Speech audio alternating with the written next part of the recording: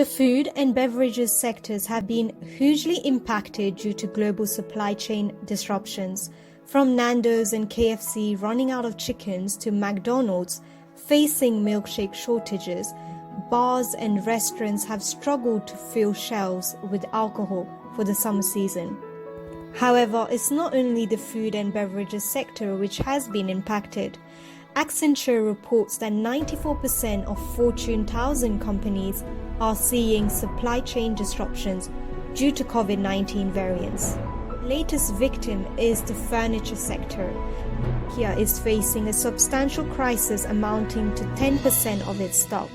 According to a recent survey by the European Commission, 1 in 3 EU furniture makers said that they'd experienced supply problems. In fact, last year, a Harvard Business Review article mentioned the start of a supply and demand shock in China. Fast forward till date, many claim that COVID-19 variants resulted in the world's delay to the road to recovery. To begin, why has there been a disruption to the global supply chain? The food delivery industry has been hugely affected because of a shortage of skill.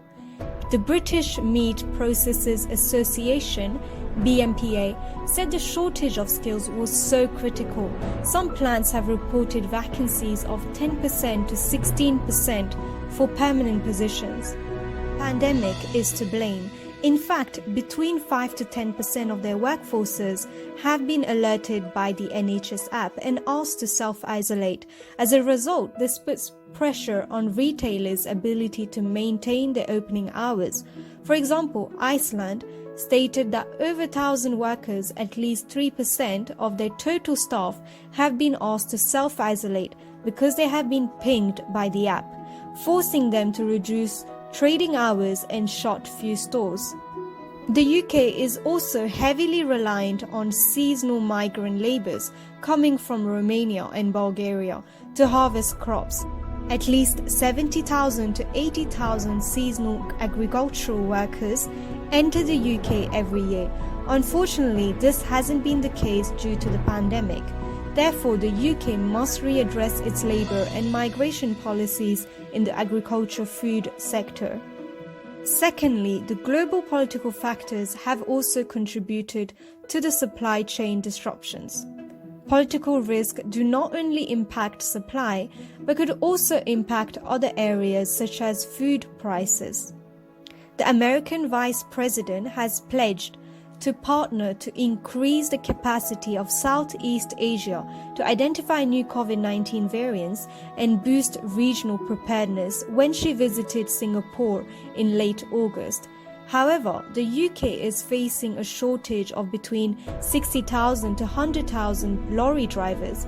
This is partly caused by Brexit, with many EU drivers being put off to come to the UK due to new bureaucracy at the border. Brexit has also doubled the UK's reliance on Chinese imports. The haulage industry called for more EU visas to be made available to EU drivers in order to resolve the shortfall in the UK workforce. However, ministers have instead proposed to introduce more training courses to be given to UK workforce and boost the number of lorry drivers. Incentives such as higher salaries and bonuses will be given to anyone who wishes to train for their lorry HGV licenses.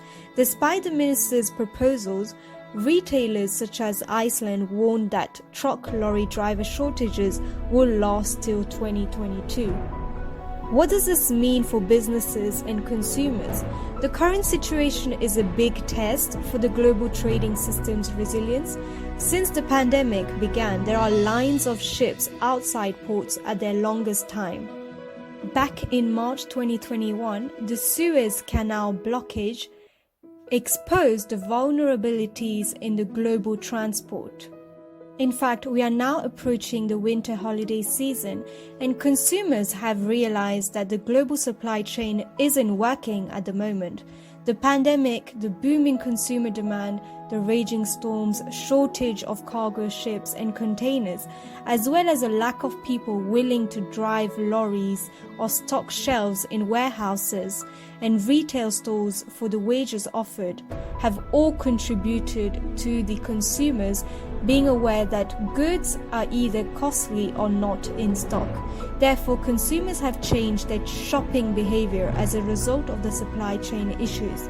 A survey suggests that more than a quarter of UK consumers have already started their Christmas shopping, and 45% plan to avoid major online retailers this year.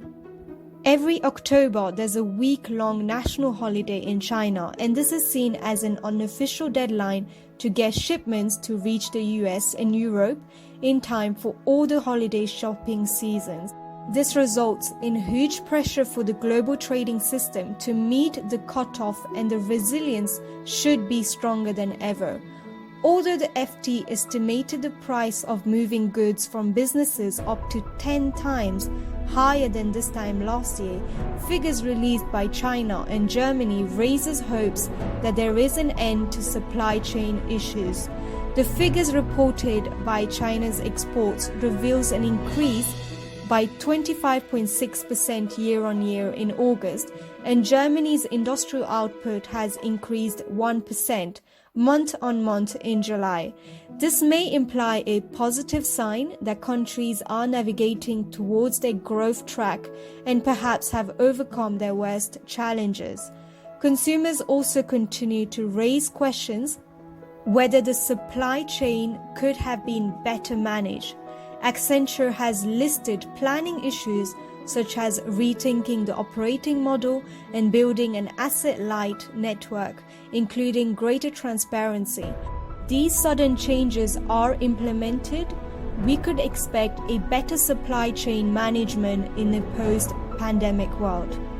As always, thank you for watching our video. If you enjoyed it, please consider leaving us a like, a comment, and subscribing for more great content.